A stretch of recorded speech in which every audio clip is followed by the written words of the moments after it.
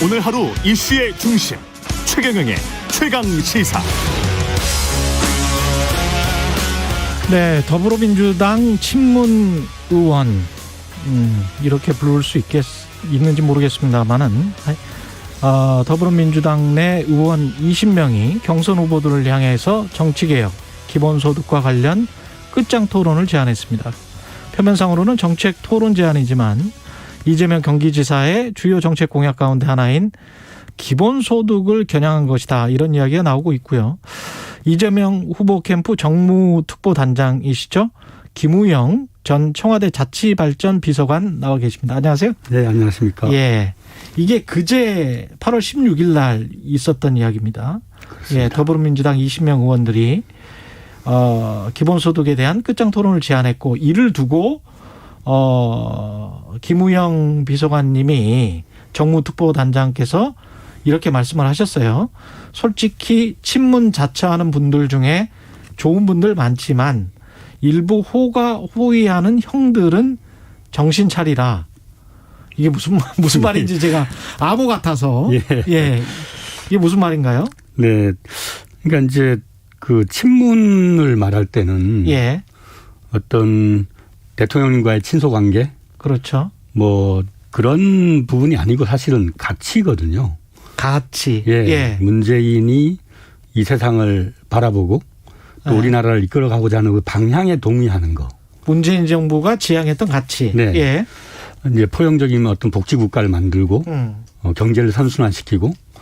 근데 그러한 그 가치 중심의 철학이 중요한데 친소 관계로 180여 가까운 총선 승리 이후의 의석을 가지고 있는 그 압도적인 여당이 50여 명의 그 축소된 친문 그룹으로 작년에 출범했었거든요. 그게 민주주의 4.0입니다. 아, 그렇군요. 네. 그중에 이제 일부 의원들이 이번에 기본소득에 대한 끝장 토론을 제안을 했는데 다수는 그런 정책 논쟁을 좀 더 치열하게 벌여보자.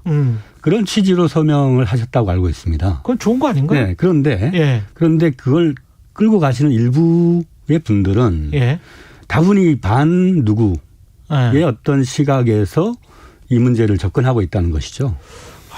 아까 그 홍준표 의원님도 그 특정한 이름을 말씀을 안 하셔가지고 윤석열이라는 말씀을 안 하시는데 지금도 마찬가지로 반 이재명 아닙니까, 이게 반 이재명. 그렇죠. 이제 기본소득 논쟁은 사실 우리 사회의 미래의 화두고 또 작년에 이제 재난지원금 지급 때부터 치열하게 이제 정책적인 논의가 진행되고 있는 사안입니다.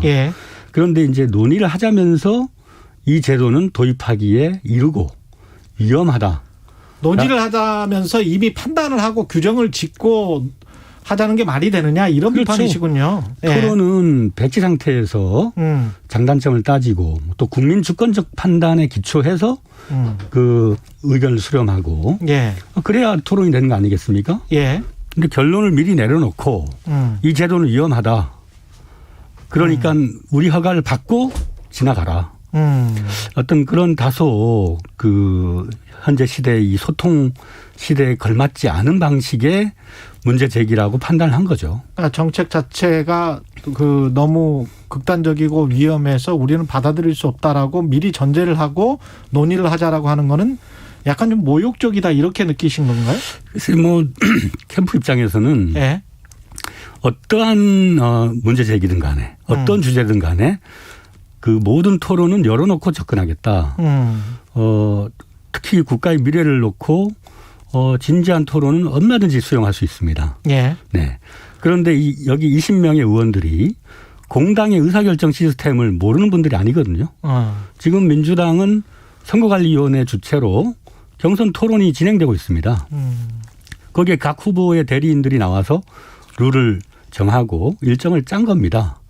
그럼 그 일정 속에 끝장 토론을 넣으려면 이 20명의 의원들이 공당의 의사결정 시스템에 문제를 제기를 하고 당의 의사로 결정을 하도록 건의를 하면 되는 겁니다. 그런데 이분들이 우리의 20명의 의사가 이런 거니까 여기에 따라서 너희들이 우리의 허가를 받고 이 길을 지나가야 된다. 이런 식의 접근은 대단히 좀 권위적인 느낌이 나지 않는가 생각합니다. 그럼 지금 말씀하신 대로 정식으로 공당의 프로세스에 따라서 정식으로 제안을 한다면 그러면 뭐 토론에 응하겠다? 당연히 그렇습니다. 예. 기본소득에 대한 자신감이 캠프 내에는 있습니까? 예, 그렇죠. 처음에 이제 출마 선언을 할 당시에 그 우선순위 조정 논란 있었지 않습니까? 그랬죠. 네, 성장이 우선이고 그다음이 이제 기본소득 밀렸죠. 네. 예. 요게 이제 그 의도와 무관하게 후퇴론으로 비춰졌어요. 근데 사실 이 기본소득은 이재명 지사의 상징 공약이 되어 왔거든요. 예. 그리고 이제 우리나라가 사실은 세계에서 인공지능이나 로봇이나 이런 첨단 기술 도입률이 매우 높은 나라지 않습니까? 그렇습니다. 자동화율이 1위예요. 그렇습니다. 그 얘기는 젊은이들의 좋은 일자리가 다 기계 로봇에 뺏기고 있다는 거지 않습니까? 대체되고 있다. 네. 그러면 이런 기본소득과 같은 미래의 화두를 가장 먼저 대한민국이 거론하고 논의하고 도입할 수 있는 환경이라는 거죠. 그러니까 논의를 하고 실험적으로 내가 대통령이 되면 어느 선까지 한번 해보자 이거 하고 전면적으로 실시하자는 거하고는 좀 뉘앙스가 많이 다른 것 같은데요. 그래서 이제 이재명 지사가 기본소득 정책 공약을 잘 이렇게 가다듬어서 발표를 했거든요. 국민 1인당 2027년까지 연사에 100만 원. 그렇죠? 그다음에 23년에는 25만 원 지급하고요. 네. 그다음에 19세에서 29세까지 청년들에게는 별도로 100만 원을 추가해서 200만 원을 지급하겠다. 그러니까 이거는 예산에 맞게 약간 좀 실험적으로 해보는 측면이네요. 시작은 아주 낮은 단계에서 점진적 수준에서 그리고 작년에 우리가 재난지원금 1차 지원 때 보편적 방식의 재난지원금을 지급을 했지 않습니까? 그러한 유사한 방식을 초기 단계에서는 시행을 하면서 국민적인 합의와 동의를 받아서 진행을 하자. 이제 그 야당 쪽에서도 그렇고 여권 내에서도 그렇게 할 거면 지금 현재 사각지대에 놓여 있는 사람들이랄지 저소득층들한테 좀 더 두텁게 지원하는 게 낫지 않느냐 그런 반론이 항상 있거든요.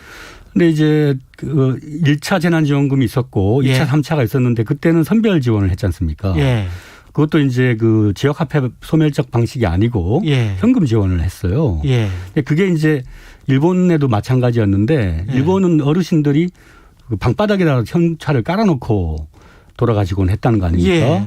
돈의 순환이 일어나지 않는 거예요. 그렇죠. 그냥 현금만 줘버리면은 이 기본소득이 독특하고 창의적인 것은 반드시 특정 시간까지 순환되도록 하는 겁니다. 지역화폐로 하기 때문에. 무조건 써야 되는 거군요. 그렇죠. 그리고 골목경제, 자영업자 이런 분들한테 바로 순환이 될 수 있기 때문에 몸에 피가 도는 효과가 있는 겁니다. 그러니까 그런 창의적이고 우리 그 지자체나 현장의 경험을 토대로 하는 지역화폐형 이 기본소득이 상당히 효과가 있다는 것이 현장에서 확인이 되거든요. 근데 이제 그런 문제의 순기능은 그냥 다 버려놓고 그러니까 국가 재정을 축낸다. 또 포퓰리즘이다. 이런 식의 이제 무작정적인 공격. 그건 사실은 보수 수구 쪽에서의 공격이었거든요. 그걸 왜 민주당 안에 포용적 복지국가를 지향하는 또 강령의 보편적 복지가 민주당의 강령입니다. 근데 그런 그 안에서의 논의가 왜 이렇게 네거티브로만 가는지 그런 부분은 안타깝게 생각하고 있습니다. 그 경기도민 전원에게 88%가 아니고 전원 100% 전원에게 재난지원금 지급하겠다. 이거는 결정이 된 거죠. 그렇죠. 지금 현재 경기도 의회의 어떤 제안과 경기도 행정단위에서의 의사결정을 남겨놓고 있죠. 그렇습니까? 근데 이제 여야가 합의를 했고 당에서까지 뭡니까 정부에서까지 다 합의를 해서 이루어진 사안이 이제 88%. 물론 그 전에 전국민 재난지원금에 관한 논의가 당론이었던 거는 맞고요. 민주당론이었던 거는. 그럼에도 불구하고 이제 국가적으로 합의를 했단 말이죠. 한 다음에 지방자치단체에서 12%에 있는 상위 계층들에게 줘서 100%를 채우겠다라는 게 어떤 의미가 있을까요? 근데 이제 예전에 기억나실까 모르겠는데요. 예. 예전에 성남시장 시절에 예. 그 산후조리원, 무상교복, 또 청년배당 그런 복지정책을 폈어요. 예. 이재명 지사가. 예. 그때 박근혜 정부 보건복지부가 어떻게 했습니까? 불이익을 줬어요. 그러니까 지방정부의 독자적인 판단에 의한 복지는 안 된다는 거였어요. 그래서 이제 광화문에서 농성을 한 기억이 있을 겁니다. 아. 이게 뭐냐면 예. 자치라는 것은 예. 중앙정부는 중앙정부의 역할을 하고 예. 부족한 부분은 지방정부가 하는 겁니다. 또 지방정부가 하는 일을 하되 또 부족한 거 있으면 중앙정부가 또 보충을 해 주는 거예요. 예. 이게 사실은 보충성의 원리라는 겁니다. 그리고 지방정부와 중앙정부가 똑같아야 된다면 왜 지방정부가 존립하죠? 서로 각각의 처지에 맞게 협치를 하는 겁니다. 그 정도는 할 수 있다, 지방정부가. 당연하죠. 지금 초과세수가 있고 예. 충분히 지급할 수 있는데 예. 예전에는 100%를 줬단 말입니다. 예. 1차 재난지원금. 그때 받은 사람들이 다 기억하고 있는데 2차, 3차, 4차 지원을 안 하고 나는 못 받는다. 이런 거는 소외감이나 차별감을 느낄 수 있지 않나요? 그렇게 생각할 수도 있겠습니다만은 그 기획재정부 2억 원 1차관도 기존에 결정된 사항을 고려할 필요가 있는 것이 원칙이다. 그리고 그 미국식의 연방정부가 우리가 아니잖아요. 사실은 이제 중앙정부부터 시작을 해서 중앙정부의 집권이 굉장히 강하고 그다음에 교부금이 굉장히 강한 나라거든요. 우리나라가. 그래서 중앙정부의 돈을 사실은 빌려 쓰는 지자체가 대부분인 현실이기 때문에 그걸 고려한다면 그리고 여야 합의가 이미 결정된 사안인 걸 고려한다면 이걸 이렇게 그 추진하는 게 맞나? 이런 여론에 관해서는 좀 갸우뚱거리는 측면도 있거든요. 이건 순전히 이제 기재부가 예. 그 목리를 부려서 그렇게 결과 지어진 겁니다. 88%는 예, 기본적으로 그렇다라고 네. 그런 그러니까 인식이 있으시군요. 그 전반적으로 이제 작년 한 해 예. OECD나 선진국 국가의 GDP 대비 국가 적자 수준이 평균 13%예요. 예. 우리나라는 3.7% 수준입니다. 그러니까 우리나라 작년에 거의 빚을 안 냈어요. 그렇습니다. 예. 그러니까 국민은 지금 잘 아시겠지만은 거의 영양실조 상태입니다. 국민들의 어떤 하체가. 예. 그런 상태인데 영양실조 환자한테 다이어트를 강요하는 거예요. 그렇지 않습니까? 기재부는. 아니 그렇다면 차라리 88% 우리는 그 4천억 정도 돈이잖아요. 12%가 상위. 그러면 4천억 정도의 돈을 뭐 중소상공인들에게 우리는 경기도에 있는 자영업자들에게 우리는 주겠다. 더 두텁게 이렇게 발상전환을 할 수 있는 것 아닙니까? 아까도 얘기했듯이 이제 이게 지역 화폐형 소멸 방식으로 가는 것이고 그것이 이제 지역 골목 상권으로 들어오는 겁니다. 거기서 멎어지는 것이 아니라 12%를 더 준다 그러면 그게 다시 골목으로 들어와서 12%가 더 순환이 되는 거예요. 어차피 매출 그렇죠. 증대로 갈 것이다. 네. 우리의 이 재정 정책이 기재부한테 이게 곳간에 열쇠를 맡긴 거지. 그들의 의사결정권이 있는 게 아니거든요. 그렇지 않습니까? 대한민국이 관료당이 지배하는 나라가 아닙니다. 그들은 선출직 공무원은 아니니까요. 그렇죠. 그런데 그 관료들이 거기 앉아가지고 이거는 되네, 이거는 안 되네. 그러는 순간에 우리 국민 가계부채가 세계에서 최고 수준으로 올랐지 않습니까? 정부의 이전 지출이 적으니까 국민들이 빚을 내서 살 수밖에 없잖아요. 그러니까 국가와 국민이 이렇게 분리되어서야 되겠습니까? 이재명 후보 같은 경우에 최근에 이제 관련해서 지금 황교익 씨 사장 내정 두고 이 지사 찬스 아니냐, 보훈 인사 아니냐 이런 비판 있는데 어떻게 보세요? 이 부분은? 그러니까 이제 저희 캠프 입장에서는 일단 그게 이제 경기도의 인사행정 영역이에요. 그렇죠? 경기도 인사행정 영역이다. 거기서 이제 뭐 3명을 검증을 해서 그중에 뭐 1순위로 올라왔다고는 하는데 앞으로 이제 그 청문 절차가 있습니다. 의회에. 거기서 예를 들면 지난번에 SH공사의 어떤 전직 의원 출신의 김연아. 뭐 그런 분 같은 경우는 이제 평상시에 해왔던 말과 그분이 갖고 있는 어떤 재산의 문제 이런 것들이 이제 그 사회적으로 검증이 되어서 탈락했잖아요. 그렇죠. 황교익 씨에 대한 이런저런 문제 제기가 뭐 단순히 형수 쌍욕을 뭐 변호를 해줬다. 예. 거기에 대한 보은 인사다. 아주 그야말로 당 내부에서 정말 진지하게 그 문제를 바라보면서 거기에 적임인지 아닌지를 판단하는 게 아니라 정치적인 잣대를 세우고 호불호의 관점에서 무조건 누구는 안 된다라는 그런 기준에서 접근하고 있다면 예. 그거는 인사를 판단하고 결정하는 그런 시스템의 측면에서는 대단히 좀 잘못된 측면이죠. 그래서 그 의회 안에서 예. 그분이 평상시에 어떤 행실에 문제가 있다거나 혹은 뭐 도덕적으로 어떤 재산상의 예. 결함이 발생했다거나 예. 혹은 이 직을 행할 수 없는 그런 소양의 부족이라든가 이런 걸 검증해서 예. 그렇다고 판단되면 의회에서 어떤 의견을 내겠죠. 그렇죠. 그런 의사 절차가 남아있기 때문에 예. 이 대선이라고 하는 정치 공방 속에 인사의 문제를 그렇게 끄집어서 확대 공격할 필요가 있는가. 그러면 그 절차 안에서 경기도 의회에서 뭔가 반대 의견을 내면 이재명 지사, 이재명 후보는 그거를 의회의 의견을 그대로 수용할 뜻이 있다? 당연하죠. 네. 사실상 철회할 의사가 있다? 이렇게. 그렇게 만약에 의회에서 반대를 한다면. 가정을 전제로 얘기하기는 어렵지만. 그렇죠. 그러니까 예. 그런 가정 하나면. 예. 우리 대한민국의 이제 지방자치가 꽤 오래됐고요. 의원들의 예. 수준도 매우 높습니다. 예. 그래서 어떤 문제가 있으면 문제점을 찾아서 지적을 할 거고 그 지적이 합리적이라면 당연히 행정 단위에서는 수용을 하는 것이 예. 관례이고 상식이죠. 지금 그 당 내의 다른 후보들 특히 이제 이낙연 캠프 쪽에서 그 지사직 유지에 관해서 계속 문제 제기를 하고 있지 않습니까? 예.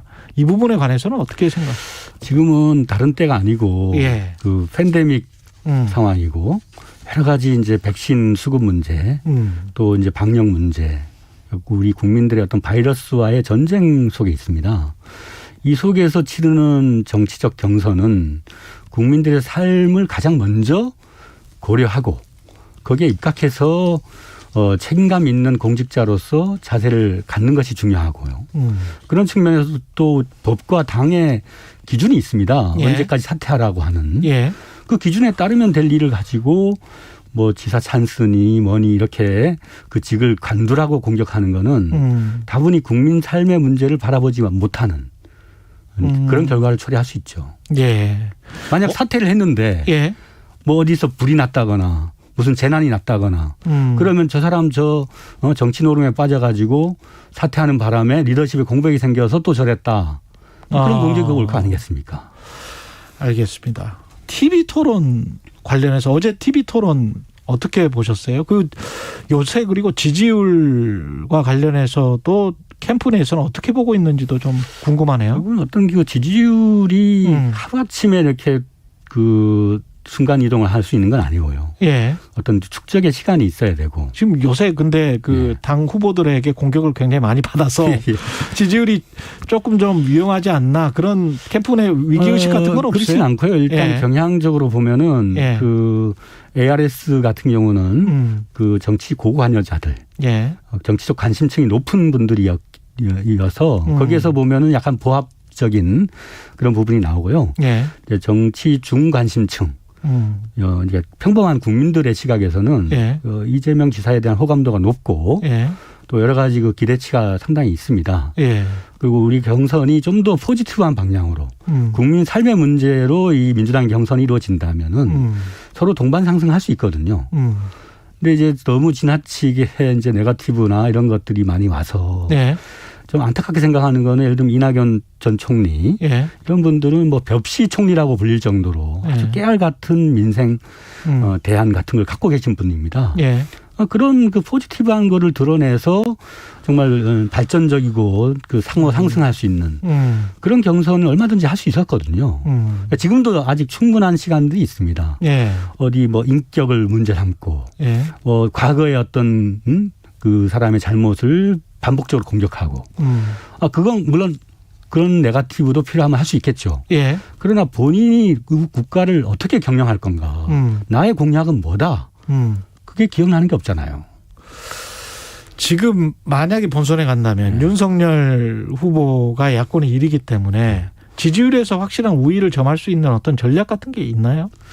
마지막으로. 네, 저희는 이제 이 지사께서는 윤석열이 이제 아마 저쪽에 후보가 될 가능성이 높다. 예. 그렇게 보는데 결국은 이 험한 복잡한 세상에서 나라를 이끌어 나가는 일은 예. 매우 고도의 숙련된 노동입니다, 이게. 근데 지금 아시잖아요. 예. 정치 하겠다고 선언하고 난 이후에 행보들을 보면은 너무도 기대치에 미치지 못하고 있습니다. 예. 그 공부해서 될 일이 아니에요. 이거는 오랫동안 이 근육이 쌓이는 것과 같습니다. 정치라고 하는 것은. 예. 사안을 바라보면 어떤 문제의 본질이 뭔지를 캐치하고 누구하고 소통해서 어떤 해법을 찾아야 되는가는 감각으로 경험으로 축적돼야 되는 겁니다.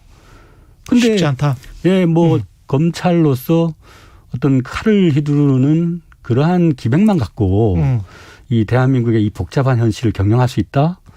국민들이 그렇게 그 수준이 낮지 않거든요. 알겠습니다. 여기까지 하겠습니다. 오늘 말씀 감사하고요. 이재명 캠프의 김우영 정무특보 단장이었습니다. 고맙습니다. 공정, 공익, 그리고 균형.